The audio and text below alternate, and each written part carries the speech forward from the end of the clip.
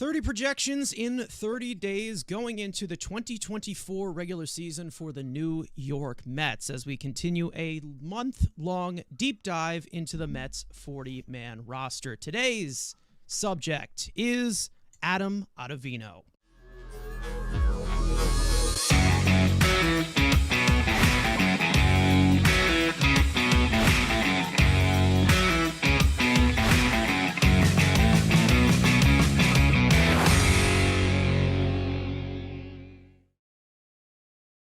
Now, after re-signing with the Mets on a 2-year, $15.5 million contract, Ottavino's 2023 campaign was odd to say the least. Following a career-best 2022, the 37-year-old right-hander posted a 3.21 earned run average, a 4.52 fielding independent pitching, striking out 23.8% of batters across 61.2 innings out of the bullpen. Aside from a vacuum quality year, Ottavino really struggled to pitch in his plugged-in role, surrendering 19 of a total 22 earned runs and 6 of a total 7 home runs in high-leverage situations, including a career-low strikeout rate, a career worst in hard hit rate, and a second to worst in called strike whiff percentage. When at his best, Ottavino has a premier arsenal, headlined by his big, sweeping action slider, paired with his mid-90s sinker four-seam mix, heavy spinning cutter, and a screwball-style changeup. Throughout his career, Ottavino has continued to have control issues with average command, an elite contact manager with a barrel rate in the top 25% every single season of his career. As one of the longtime established right-handed relievers in the game, Ottavino will be entering a 38-year-old season after re-signing with the Mets this offseason on a 1-year, $4.5 million. A year older, you saw it was a weird season where stretches he was great, stretches were god-awful, and the walks went up where we thought, oh, Hefner did a good job the year before limiting the walks, and it came right back to bite. And now you add him a year older. And yes, I appreciate he's back on a cheaper deal, and also I will give the benefit to David Stearns. The one thing he has done is improve the depth in the bullpen, meaning he should have a lesser role instead of last year coming into being one of the high-leverage guys, and his role can kind of diminish into those middle innings role instead of the 8th and the 7th. And I like that they've brought him in knowing, hey, he's no longer needed to be the guy. He can just be one of the guys. I think when the Mets first signed Adam Ottavino for 2022, I wasn't a big fan of it. He had just been coming off a bad year in Boston, above age 35. I didn't like the move at the time, but he surprised us, putting together an awesome season. Him and Edwin Diaz as a good tag team. And, when you get a good season like that from a reliever on a 1-year deal, you always say, you know what, you take the good year and you don't bring him back. So the Mets decided to bring him back. And I wasn't a fan of that. He had a worse year. And once that happened, I was like, okay, I thought he was going to opt into the contract because he had that player option for about $7 million. Ended up declining, and I was like, wow, the Mets dodged a bullet. They don't have to bring him back another year older. But they decided to bring him back again. So all 3 times the Mets have brought him back, I've never liked it, never was a fan of it. But the one thing that Andrew said is like the only hope for me is this is a different role on paper. Assuming health, which again is a big assume, he should not have to have the workload that he's had before. He should not have to do these multi-inning outings. He shouldn't have to be in the 9th inning as frequently. And just overall, if all these guys are actually pitching well, and you see Lopez getting the job done along with Diekman and all the guys the Mets have brought in, obviously having Edwin Diaz back in the fold, I would hope that Adam Ottavino is not used as much to hope that you could just get more effectiveness out of him.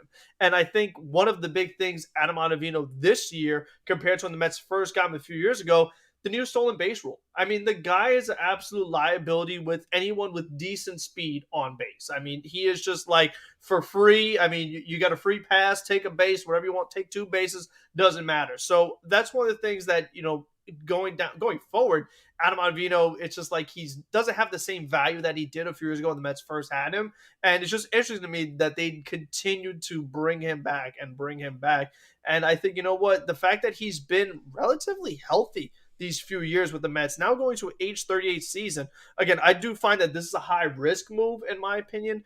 I don't expect great things out of him, but I think, like Andrew said, in a middle relief role, you definitely could do worse. So I think, if the intention is that he's mostly a middle reliever, then there is something to be there. But, overall, I just don't think this was the best choice. A lot of the other options that we talked about, younger guys who are better fits. But overall, that's just how I feel about him for this year. And obviously the years before, too. I think the main conclusion that I got from Adam Ottavino from the Mets bringing him back once again for the third time, I'd say that it seemed like he was one of few relievers that was willing to take a 1-year deal. And that's kind of what I kind of got from it, because you do have a few relievers still out there that possibly, maybe they are seeking a multi-year deal and they're still available. Camp has already started. So it's very weird because they were in a different place with Adam Ottavino when he kind of left the organization from declining his player option and trying to restructure his deal. But the fact that they did bring him back for less money, you kind of see that maybe Adam Ottavino kind of screwed himself a little bit out of, maybe about $3 million, which is a lot on the reliever market. So it was kind of weird. But again, I think that this is a role that I think will be fine in ounces, but I don't want to see the Mets relying on him and basically putting him out there for, 60-plus innings like they have done these last 2 years. And mainly because they have more depth in that bullpen. And also, I just think that there's many arms in there that have the upside to be a lot better than he is at this current moment. Now, here's my follow-up question, talking about his role, because we've all kind of been displeased with his role recently. In the best-case scenario, what is the role that you would want Adam Ottavino to have in this bullpen? On a days like where everyone in the bullpen is fully available, unless you're just coming up an off day or something like that, I think having him like in the 6th inning or like 7th inning, that would be nice. But one things that we talk about sometimes is like that B squad. So the times like when Diaz isn't available, and let's say in that same day Lopez is also not available and Ottavino's been on a roll lately, then okay, there are some times where you could pitch a little later in the game, 7th inning, 8th inning. Again, hopefully not 9th inning, but I think, all things considered, I would like him kind of like we talked about in that middle relief role, instead of just relying on him to be the setup man or closer. Like it felt like these past couple of years, he was either in the 8th inning or the 9th inning, and that was it, because he was one of the Mets' 2 best relievers.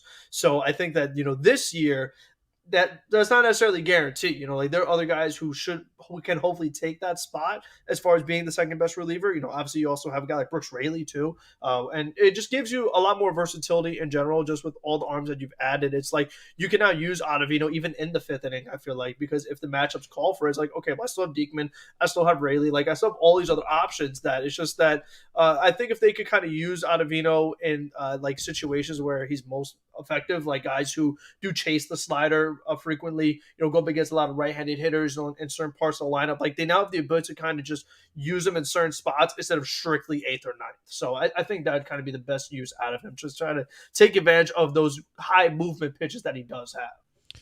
That's what I really liked about them constructing this bullpen. I'm sure I will probably say this tons of times throughout this series. They have basically a situation where anybody can mop up anybody. And that's what I really like about the Mets bullpen depth currently going into opening day. The easiest way to say it is he's the 6th most important guy, hopefully, on that same level of kind of the Drew Smith level. Like they're both, pain in the ass to watch. But again, those kind of hopefully mop-up role, the kind of what Tommy Hunter and those, the lower end guys were last year. Hopefully that is, the Adam Ottavino and the Drew Smith role where, okay, 6th inning, a big lead, or the occasional maybe 9th inning, again, a blowout, he can get the 9th inning or whatever. But in most respects, 6th inning, low leverage situations, and I'm not putting him in with, like Frank said, if coming in with runners on base, he's getting clean innings, starting innings. Do not have him come in for any situation with any type of base runner on. So again, in that kind of 6th inning mop up role, maybe if he's on a roll, maybe pop him occasionally into high leverage, but not every single game. I just want to note a few things. Projections are not predictions. They are benchmarks that of a player's current specific percentile outcome based on predictive data and results.